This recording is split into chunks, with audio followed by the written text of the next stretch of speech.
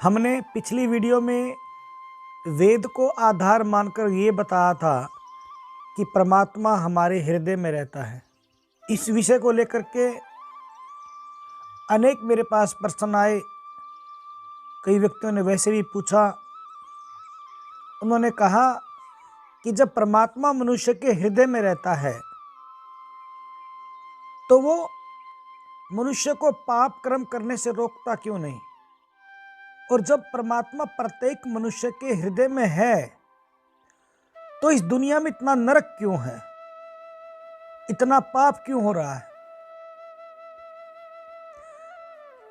तो यहां पर एक बात बहुत विचार करने योग्य है कि क्या जीवात्मा अर्थात मनुष्य परमात्मा के अधीन काम करता है या स्वतंत्र होकर कार्य करता है। इस विषय में मैं आपको वेद, गीता, पुराण और दर्शन आदि के माध्यम से प्रमाण देकर के मैं अपनी बात को स्पष्ट करने का प्रयास करूंगा कि जीव कर्म करने में स्वतंत्र है, परमात्मा के अधीन नहीं है। अगर हम ये बात मानकर चलें कि संसार में परमात्मा ही सब कार्य करवाता है या करता है और उसका फल इंसान को मिलता है, बुरे का या अच्छे कर्म का फल, लेकिन कर्म करवाता ईश्वर है, तो यहाँ पर न्याय व्यवस्था बिगड़ जाती। क्यों? कर्म तो करवाता है परमात्मा, अच्छा है बुरा, और उसका फल मिलता है मनुष्य को। ऐसा नहीं है। भगवान श्री कृष्ण ने गीता में स्पष्ट कहा, उद्रेत आत्मानम न आत्मानम अवसादयेत, अर्थात मनुष्य अपना उद्धार स्वयं करे, अपने आप को गिराए नहीं। अतः यह कर्म दर्शन का प्रथम व अनिवार्य सिद्धांत है कि मनुष्य कर्म करने में स्वतंत्र है। इस विषय पर आचार्य चाणक्य का पावन संदेश है, स्वयं कर्म करोति आत्मा स्वयं तत्फलम अश्नुते, स्वयं भ्रमति संसारे स्वयं तस्मात् विमुच्यते। अर्थात मनुष्य स्वयं कर्म करता है और स्वयं उसका फल भोगता है। कर्मों के अनुरूप ही इस संसार में स्वयं भटकता या घूमता है और स्वयं ही इस संसार के बंधनों से छुटकर मुक्त हो जाता है। और मनुष्य अपने विवेक के द्वारा, अपनी बुद्धि के द्वारा जैसे जैसे कर्म करता है मनुष्य को वैसे ही फल प्राप्त होते हैं। ब्रह्म वैवर्त पुराण में स्पष्ट कहा, अवश्यम एव भोक्तव्यम कृतम कर्म शुभ अशुभम, ना भुक्तम अक्षयते कर्म कल्प कोटि सतेर अपि।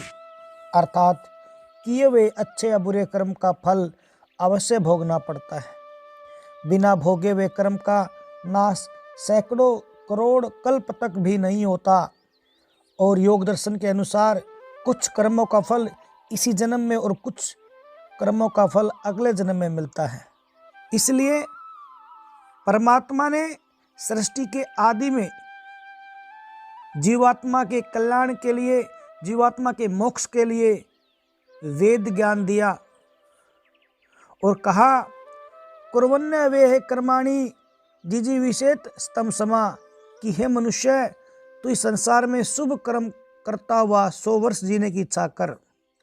यहाँ पर कर्माणि जो शब्द आया है उसका अर्थ स्वामी दयानंद जी ने वेदोक्त धर्मयुक्त निष्काम कर्म से किया है।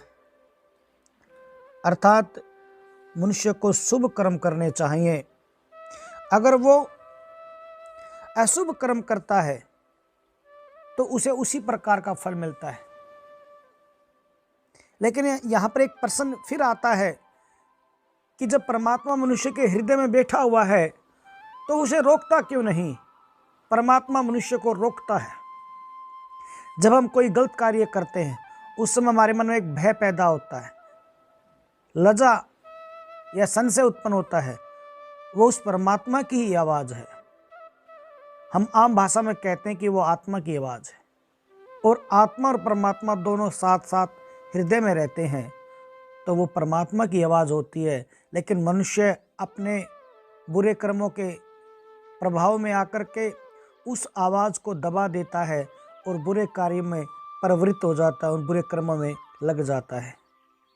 अगर हमें जीवन में सुख मिलता है तो हम कहते हैं कि ये मेरे कर्मों का फल है, और दुख मिलता है तो हम परमात्मा से पूछते हैं कि परमात्मा आपने मुझे दुख क्यों दिया। नहीं, हमें शुभ कर्म करते हुए इस संसार में जीना चाहिए। इसलिए हमें परमात्मा से हमेशा सद्बुद्धि की प्रार्थना करनी चाहिए, क्योंकि अगर हमारी बुद्धि शुद्ध और पवित्र है तो हमारे कर्म भी अच्छे होंगे। गायत्री मंत्र का भी यही मुख्य अर्थ है। जो इस मंत्र का ध्यानपूर्वक अर्थ सहित जाप करता है, उसे आचरण में लाता है, ईश्वर उसकी कृपा करता है, क्योंकि गायत्री मंत्र के द्वारा हम परमात्मा से सद्बुद्धि मांगते हैं। और संसार में सारा खेल बुद्धि का है। जिसकी जितनी अच्छी पवित्र श्रेष्ठ बुद्धि होती है, वो उतने अच्छे कार्य करता हुआ ईश्वर को प्राप्त कर लेता है, मोक्ष को प्राप्त कर लेता है। तो इस संसार में मनुष्य जो पाप कर्म करते हैं उसमें ईश्वर का कोई हाथ नहीं है।